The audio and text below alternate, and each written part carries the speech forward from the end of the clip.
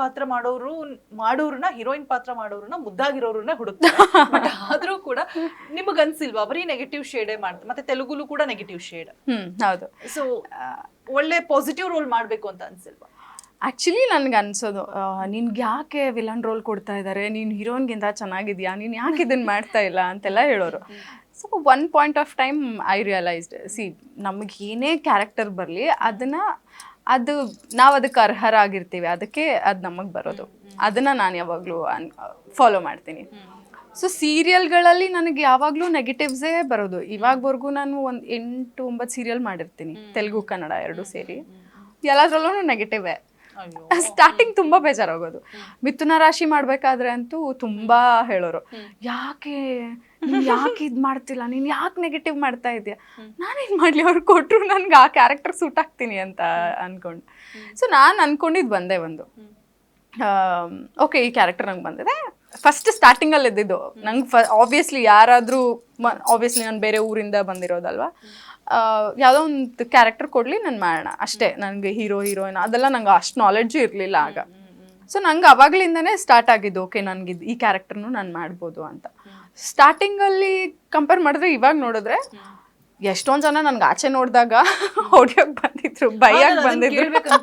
ಯಾರು ಹೊಡಿಯೋಕೆ ಬೈಯೋಕೆ ಎಕ್ಸ್ಪೀರಿಯನ್ಸ್ ಆಗಿ? ಓ too much. ನಾನು ಮಿಥುನ ರಾಶಿ ಮಾಡಬೇಕಾದ್ರೆ ನಾನು ಜಾಗ್ ಹೋಗ್ತಾ ಇದ್ದೆ, ಸುಮ್ಮನೆ ರ್ಯಾಂಡಮ್ ಆಗಿ ರೋಡಲ್ಲಿ ಹೋಗ್ತಾ ಇದ್ದೀನಿ. ಯಾರೋ ಒಂದು ಅಜ್ಜಿ ತಾತ ಫುಲ್ ಹಿಂದ್ಗಡೆ ಚೇಸ್ ಮಾಡ್ಕೊಂಡು ಬರ್ತಾ ಇದ್ದಾರೆ, ನಾನು ಜಾಗ್ ಮಾಡ್ಕೊಂಡು ಹೋಗ್ತಾ ಇದ್ದೀನಿ. ಹೇ ನಿಂತ್ಕೋ ಅಂತ. ನನಗೆ ಫುಲ್ ಭಯ, ವಾಟ್ ಹ್ಯಾಪೆಂಡ್ ಅಂತ. ನಾನು ಈಗ ನೋಡ್ದೆ ಏನಾಯ್ತು ಅಂದೆ. ನಾನು ಯಾರಿಗಾದ್ರೂ ಗಾಡಿ ಡ್ಯಾಶ್ ಮಾಡ್ಬಿಟ್ನಾ, ಗುದ್ಬಂದ್ಬಿಟ್ನಾ, ನಾನು ನೋಡ್ಕೊಂಡಿಲ್ವಾ, ಇವ್ರು ನಂಗೆ CCTV ನೋಡ್ಬಿಟ್ಟಿದಾರ, ನನ್ನನ್ನು ಫಾಲೋ ಮಾಡ್ಕೊಂಡು ಬಂದಿದಾರ ಅಂತ ಫುಲ್ ಭಯ ಆಗೋಗಿತ್ತು ನನಗೆ. ದೆನ್ ಇಳ್ದಿದ್ದ ಕೂಡಲೇ ದಟ್ ಅಜ್ಜಿ ಸ್ಟಾರ್ಟೆಡ್ ಸ್ಕೋಲ್ಡಿಂಗ್ ಮೀ.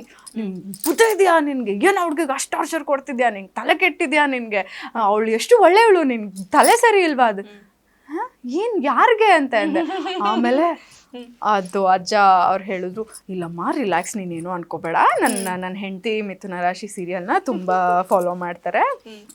ಸೊ ಅದಕ್ಕೆ ಅವ್ರಿಗೆ ನೀನಂದ್ರೆ ಇಷ್ಟನೇ ಇಲ್ಲ ಅವ್ರಿಗೆ, ನೀನನ್ನು ಎಷ್ಟು ಶಾಪ ಹಾಕಿದಾರೋ, ಎಷ್ಟು ಬೈಕೊಂಡಿದ್ದಾರೋ ಅಂತ. ಸೊ ಆವಾಗ ಲೈಕ್ ಓಕೆ ಹೌದಾ ಅನ್ಕೊಂಡು ಆಮೇಲೆ ಮತ್ತೆ ಅವರೇ ಹೇಳಿದ್ರು, ಅವಳು ಆ್ಯಕ್ಟರು, ಅವ್ರು ಹೆಂಗೆ ಹೇಳ್ತಾರೆ ಅದು ಮಾಡ್ಬೇಕು, ಅವಳು ಅದಕ್ಕೆ ಪಾತ್ರ ಅಂದಮೇಲೆ ಅವರು ಅಜ್ಜಿ ಶಿ ಸ್ಟಿಲ್ ಸ್ಕೋಲ್ಡಿಂಗ್ ಮೀ. ಅವ್ರು ಇನ್ನೂ ಬಂದೇ ಇಲ್ಲ ಆಚೆ ಕ್ಯಾರೆಕ್ಟ್ರಿಂದ, ನಾನೇ ಅನ್ಕೊಂಡ್ಬಿಟ್ಟಿದ್ದಾರೆ. ಆ್ಯಂಡ್ ನಿಮಗೆ ಗೊತ್ತಿಲ್ಲ, ಆ್ಯಂಡ್ ಅಗೇನ್ ಅವ್ರು ಹೇಳಿದ್ರು, ಹಿಂಗೆ ಜನರು ನಿಮ್ಗೆ ರಿಯಾಕ್ಟ್ ಮಾಡ್ತಿದ್ದಾರೆ ಅಂದ್ರೇನೆ ಆ ಪಾತ್ರಕ್ಕೆ ನೀವು 100% ಕೊಟ್ಟಿದ್ದೀರಾ ಅಂತ. ಸೊ ಆವಾಗ ನಂಗೆ ಖುಷಿ ಆಗತ್ತೆ. ಇದೆಲ್ಲ ನಂಗೆ ಎಂಜಾಯ್ ಮಾಡಕ್ ಸ್ಟಾರ್ಟ್ ಮಾಡಿದೆ. ಆಮೇಲೆ ಎಷ್ಟೊಂದು ಜನ ನನಗೆ ಆಚೆ ಹೋಗಿದ್ದಾಗ ನನ್ನ ಹತ್ರ ಮಾತಾಡ್ಸಕ್ಕೆ ಬರಲ್ಲ.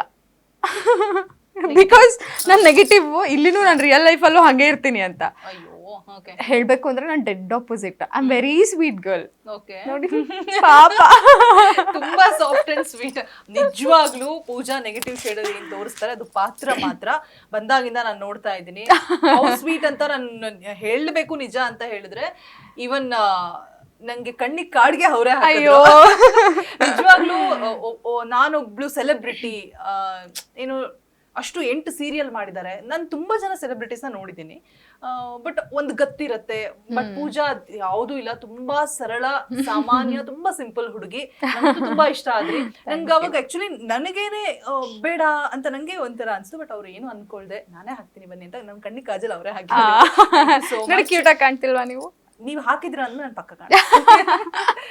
ಸೊ ನಾನು ಯಾವಾಗ್ಲೂ ಒಂದು ಫಾಲೋ ಮಾಡೋದೇನ್ ಗೊತ್ತಾ, ಕೆಟ್ಟೋರಾಗೋದು ತುಂಬಾ ಸುಲಭ, ಆದ್ರೆ ಒಳ್ಳೆಯವ್ರಾಗೋದಕ್ಕೆ ತುಂಬಾ ಸಮಯ ತಗೊಳತ್ತೆ. ಎಷ್ಟೇ ಒಳ್ಳೆಯವ್ರಿರ್ಲಿ, ಒಂದು ಇನ್ಸಿಡೆಂಟ್ಸ್ ಹಾಕೋರನ್ನ ಕೆಟ್ಟದ್ ಮಾಡೋದಕ್ಕೆ. ಸೊ ಎಷ್ಟು ವರ್ಷ ಇರ್ತೀವಿ, ಎಷ್ಟು ವರ್ಷ ಬದುಕ್ತೀವಿ ನಾವು, ಇಲ್ಲ ಅಲ್ವಾ? ಇರೋಷ್ಟು ದಿನ ಚೆನ್ನಾಗಿರ್ಬೇಕು.